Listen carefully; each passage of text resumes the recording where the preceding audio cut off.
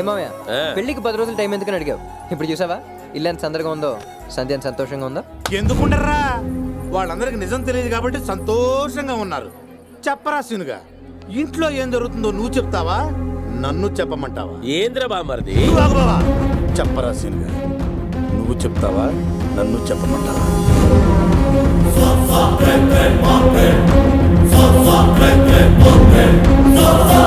నువ్వు నేను చెప్తా ఎందుకు బాబాయ్, సంధ్య చెప్పమందాం. సంధ్య, నీ మనసులో ఉన్న మాటని మీ నాన్నకి చెప్పే. అవునాయనా, సీను చెప్పింది కరెక్టే. మా పెళ్ళి అప్పుడే అయి ఉంటే నేను ఇంకో లైఫే మిస్ అయ్యేదాన్ని. ఈ 10 దినాల్లో సీను నాకు ప్రేమ అంటే ఏంటో, ఇష్టం అంటే ఏంటో నేర్పిండు. సీను నా లైఫ్లోకి రాకుంటే నాకు నిజమైన ప్రేమ అంటే ఏంటో తెలిసేది కాదు నాయనా. అప్పుడు చెప్పుడు కాదు నాయనా, ఇప్పుడు నా మనసులో ఉన్న మాట చెప్తున్నా. ఎన్ని జన్మలెత్తినా నాకు సీనునే భర్తగా రావాలి.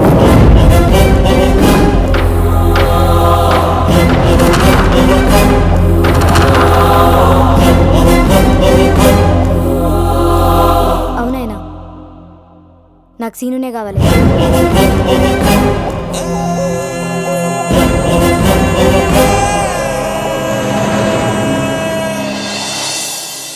అల్లుడు, తల్లి లేని బిడ్డని సంజమ్మను ఎంతో గారంగా పెంచిన.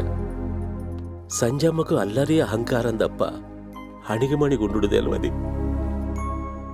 కానీ పొద్దు సంజమ్మ మాటలు వింటుంటే చాలా ఎదిగిపోయింది.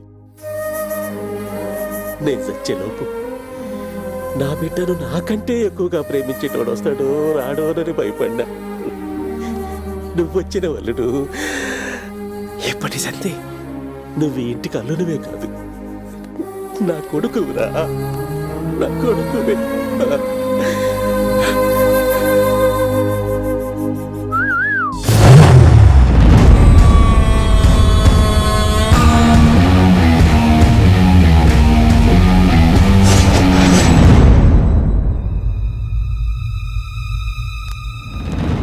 దొరికావురా సీనుగా.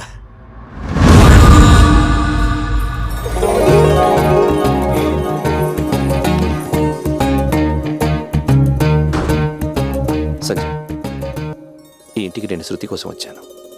ఎప్పుడైతే ఇద్దరం వాటర్ టబ్లో పడ్డామో అప్పుడే నేను నీ ప్రేమలో పడ్డాను. నువ్వంటే నాకు ప్రాణం. నువ్వు లేకపోతే నేను బతకలేను. అలాగని సీనుగడి చేతులు ఓడిపోయి అసలు బతకలేడు.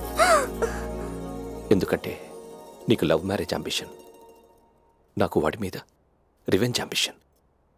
నేను గెలవాలంటే నీకు సీనునే కావాలని మీ నాన్నతో చెప్పు. అదేంది? అవును సంజయ్, సీనుగాడు ఖచ్చితంగా నేను పెళ్లి చేసుకోడు.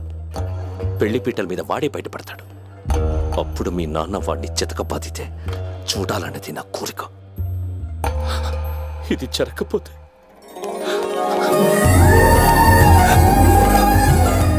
నాతో పాటు మన ప్రేమ కూడా చచ్చిపోతుంది.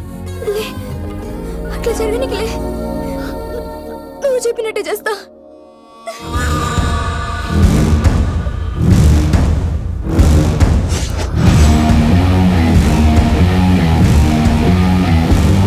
ఏంట్రా, నిన్ను టచ్ చేస్తే నా లైఫ్ స్టోరీ టర్న్ అయిపోతుందా? చూసావా, నన్ను నువ్వు టచ్ చేయకుండానే నీ లైఫ్ స్టోరీని ఎలా టర్న్ చేశాను. పొద్దున్నే పెళ్ళి కదా, పోయి బొబ్బు బొబ్బు బొబ్బు. Madam, go go go go please please. జై హింద్. నాకేం చెప్పలే. మీరేనా బతికేది? నేను బతకాలి.